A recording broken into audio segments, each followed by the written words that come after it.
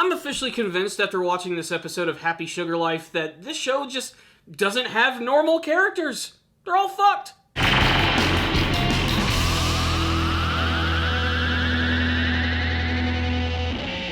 This episode of Happy Sugar Life teaches the viewer that if you're completely obsessed with someone to the point of actually stalking them, maybe you shouldn't post pictures of them all over your room.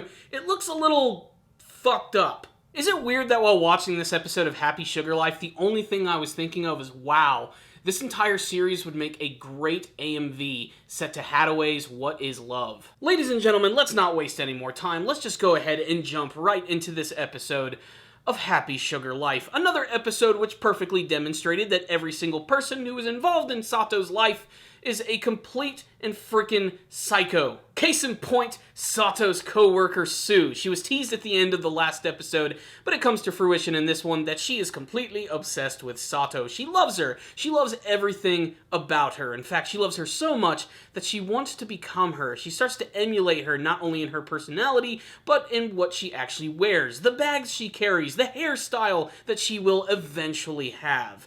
Basically, Sue is a character who has this extreme insecurities about herself, doesn't love herself, and the only way that she can be happy is if she emulates someone else that she sees as perfect, which of course is Satou, but we all know that Satou is far from perfect. She's got a whole gaggle of crazy issues. What makes the scene so incredibly shocking is that at first Sue seems like she's going to straight up almost strangle Satou in this moment. She loves her so much that she could potentially kill her, but Satou is of course very manipulative in what she can do, and takes full advantage of the situation and suddenly just kisses her. She does this for a number of reasons, and I think most of it has to do with the fact that now she has complete control over Sue. She ends up kissing her and giving her the ultimatum that she loves her, but the only reason she loves her is because she's herself. If she acts like Satou, she could no way even love her in any way. So he basically forces her to give up the whole "I'm going to emulate you" lifestyle just so that she can take control of this person by sexually molesting her and then telling her that, by the way,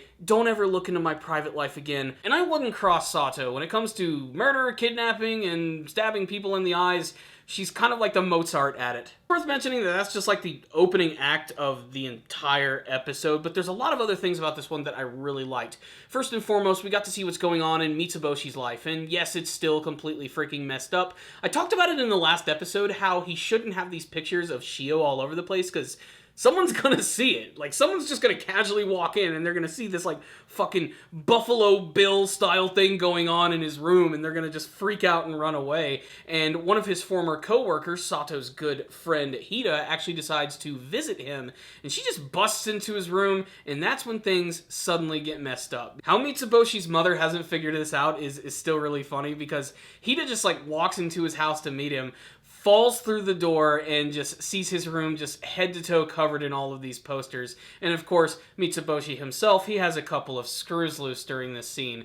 But what's really interesting is I didn't expect the scene to go the way it was going to go. I honestly thought that Mitsuboshi was going to snap yet again and would be forced to actually have to silence someone, but no, he actually decides to use Hida's friendship with Satou to his advantage by saying that this girl in these pictures that are all over his room is actually a girl that she kidnapped. Of course, Hida doesn't believe any of this at all, but we're finally starting to see a lot of these puzzle pieces come together, and all of these characters are now interacting with one another. They know what's going on, and it's only a matter of time before everyone figures out that Satou has kidnapped a young girl. In fact, there's a really great cliffhanger scene at the end of this episode with Hida running through the streets trying to run away from Mitsuboshi's freaking craziness, and she ends up seeing another one of those signs, and then suddenly Shio's brother pops up right behind her, and he looks really creepy. Although I have a feeling that these are the only two characters in the show who almost seem to have any redeemable qualities behind them. The rest of the episode is mostly dedicated to Satou, who is completely sulking over the fact that she has committed a crime, the ultimate crime. And I love how they build this entire scene up as she desperately wants to get home and see Shio, because only her love and her sweetness can bring her back to her pure self. She ends up finding Shio in her apartment, who is going through some sort of weird catatonic state where she's freaking out, and suddenly she brings her back, and she's freaking out in this moment because she needs her to be in a good mood in order order to bring her back to herself, but that's not happening. She's still feeling bad about what she did earlier, and that's when she finally confesses her sins to Shio. Now, like I said, what I love about this scene is how it's built up with the fact that Satou is now guilty over all of the terrible things that she's actually done. These things could include killing someone, potentially her very own aunt, gouging those dudes' eyes out, and all the other crazy stuff that she's done, not to mention kidnapping this young child. But no, she's upset over the fact that when she was dealing with Sue earlier, in order to get her to shut up and get off her back, she told her that she loved her, and this is what she considers the ultimate crime, and she feels terrible about it. It's almost funny how it's actually revealed in this episode, and then Shio decides to apologize to her about the fact she didn't tell her that she met someone else at the park the previous night, and suddenly the two characters are in love yet again, and everybody just wants to throw up. So what's the rundown on this episode of Happy Sugar Life? Well, yes, another super disturbing episode. I am fully convinced that every other character in the show is going to have some sort of really weird issue, and it's really running the gamut in this one. But what I think I really loved about this episode is how Satou continuously sort of warps and twists her views in order to make it seem like what she's doing is noble. That's what I always think is so disturbing about this show. She doesn't realize the bad things that she's actually done are absolutely terrible. Really, the only thing that matters in her life is her happiness and her love for Satou, to the point where it's the only thing that she actually recognizes.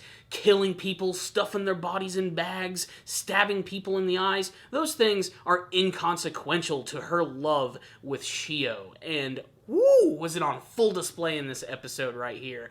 I was also kind of surprised how they got through that whole Sue story so quick. That seems to be sort of the formula that I'm seeing in Happy Sugar Life, where the first half of the episode is just sort of a random one-off character, and the second half is more devoted to the overall arcing story, which little by little, like I said, I've compared to watching a fuse go down to a stick of dynamite. You're just waiting for that explosion, and seeing all the characters come together, meet each other, and realize these things are going on, it's going to bring some really interesting things into the story. I can't wait to see when Satou's friend actually confronts her about the fact that maybe she is living with this girl. Did she actually kidnap her? There's no way that she's going to be able to just take what she just saw from that guy's room and bat it off as, oh, he's just crazy. There's a lot of things that are pointing into the direction that Satou is an absolute socio and psychopath, and wow, it's just really kind of gripping, to be perfectly honest. I didn't expect it from a show like this at all. Again, like I said, it's kind of like a dark vortex. It's like a burning building or a car crash. You just can't look away.